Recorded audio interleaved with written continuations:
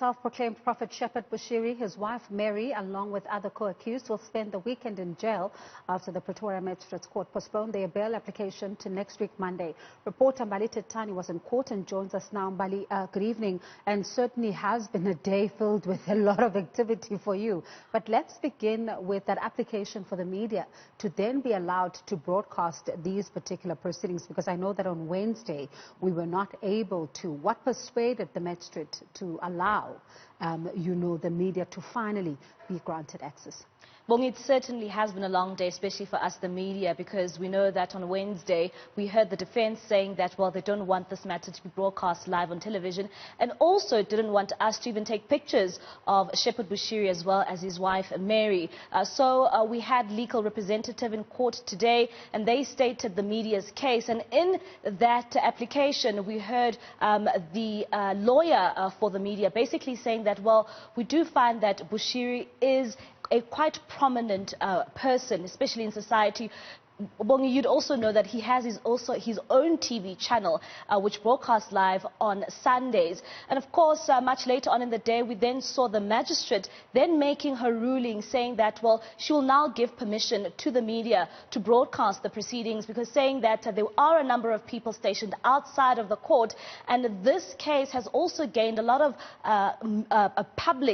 people want to hear about this a specific case, Bongi. And that's when she made that ruling, saying that because of COVID-19 challenges, we can't have a lot of people inside court. So really, it's no surprise that we saw her making that ruling, saying that because Shepherd Bushiri is somebody quite known to the public, and then giving the media permission to now broadcast those proceedings. But we know that we only have permission to broadcast proceedings for the bail application. And once that trial starts, we'll then have to put through another application to broadcast those proceedings. Let's talk about a very particular interesting turn of events. The fact that we're able to see the defense lawyer, we're able to see the accused, but we cannot see the prosecutor. Any reason to this? This is something that the prosecutors also took note of, saying that, well, while the defense said that they are quite comfortable now with the arguments being seen by the public, we also heard the state saying that, well,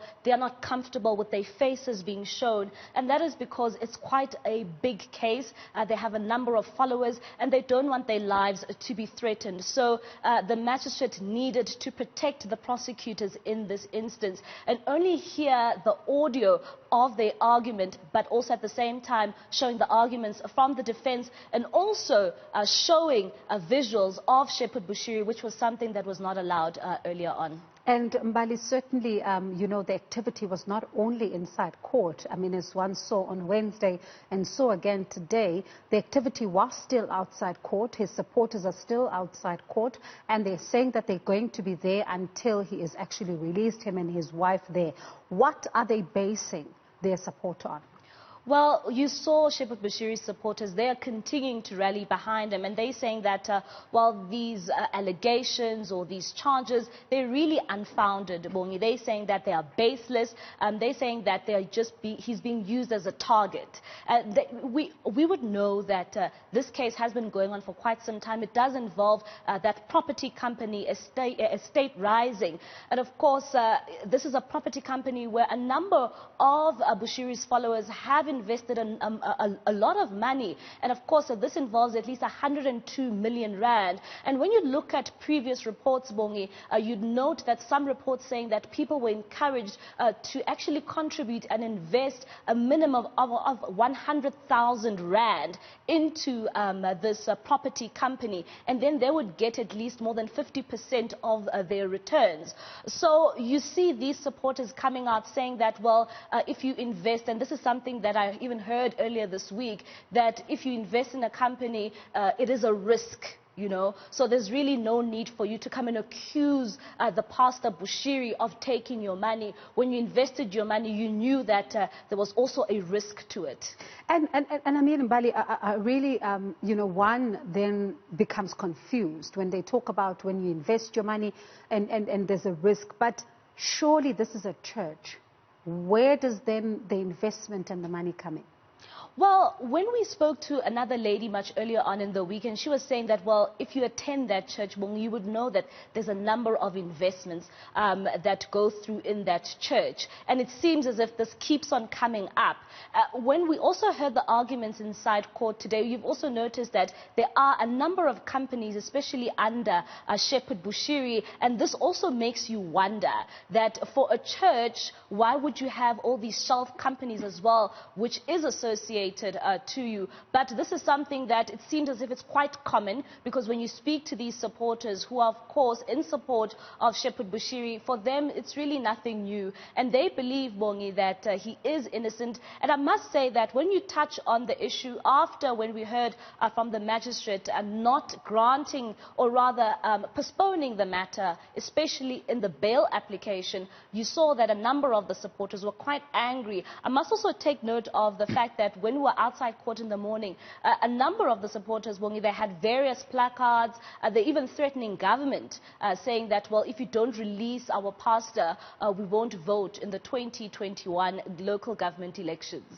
Mbali, I'm going to ask us just to pause there for now. I do have somebody on the line, and we understand that this is an investor who prefers to be called Thandi, and of course this is not her real name. She comes from Mpumalanga, and she's said to have invested at a local branch, and of course we are going to try and understand as to what exactly happened here. Mam Thandi, good evening, and ngiyathemba ukuthi uyakwazi ukungizwa kulesi sikhathi samanje. Ungakwazi ukusitshela ukuthi kuqale phi, khambe kanjani, kwenzakaleni? Good evening, Mama. Ngiyakuzwa. Ungaqhubeka ma. I was not a member of this church.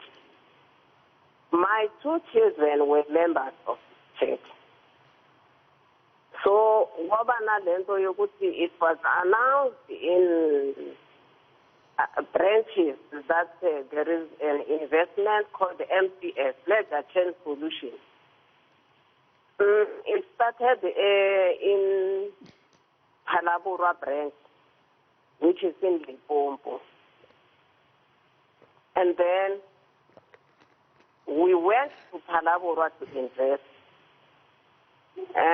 When we got there, there were so many people who were there to invest. Some said they invested quite some months ago. And there were promises that the profit will be there. So there were 2 options of the investment. There was the 100%,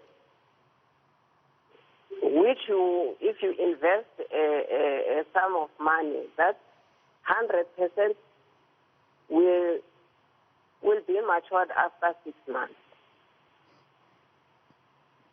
And then there was the 50%. On this one, you were not supposed to wait.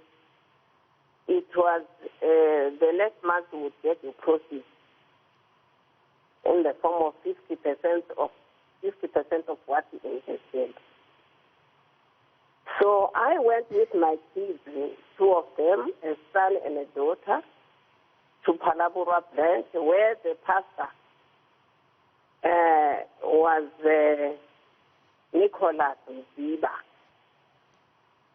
a pastor of the ECG church, the Bushiri church. So I opted to invest the 50% one and the 100% one, with the thought that if I invest the 50% one, which was supposed to be, I was supposed to get at the end of the next month, I will quickly see whether the scheme is authentic or not. So it was the 18th of December 2017 when I invested my first money with the hope of topping it up in the next month. I was told. And Mam Thandi, when did you suspect that something could be going wrong here? And how much money did you invest? suspecting that something is wrong. Hey, it took me some 2 months. Why did I suspect? It's because I Googled the company, only to find that the CEO thereof, I was not aware that Nicholas Nziba is the CEO of that company. He has a criminal record that I know of long ago. Should I have known, I shouldn't have invested in that thing. I thought it was Bushiri's investment company solely, because they even said that the 10% of our proceeds shall be taken to the church. So when I found out from Google that the CEO was Mr. Mdiba, it's when I started to be suspicious that, you know what, this is not authentic. So, Mamthandi, is there a chance, because from what you're saying right now, is that you were told that this is linked to the church, you know, the Enlightenment Gathering Church. Is there a chance that maybe this was not linked to Prophet Bushiri and possibly have been somebody else? Or were you able to really ascertain, this is a church that is affiliated to them? Because the scheme was being run inside the church, in the church offices, that made us to believe that it was indeed a church scheme. It was run from the church premises, using the church, the church personnel who were assisting in the church proceedings. So it made us believe that indeed this was Bushiri's initiative. And Mamthandi, you know, when you look at what has been happening, you know, the case that has been ongoing in court, and you have been seeing developments tonight. They were remanded in custody and they're going to continue their bail application on Monday. What do you make of that, and what is your reaction to Prophet Shepherd Bushiri, his wife Mary, and the other accused that are behind bars on these charges? Hey, my view on this one is that in my opinion now, you know what, I think every man has a dark side and a bright side of himself. I start to think that Prophet Bushiri was teaching his pastor the cunning way of robbing people, because there are several schemes in which people invested, and pastors are involved in those. So I don't understand how a church that can teach his pastors to rob congregants. My opinion now is Pastor Bushiri may be good in other things, but regarding the money issue, there is something that is not right there, because he was teaching his pastors to do the same, and they did the same. Look at us, we are robbed now.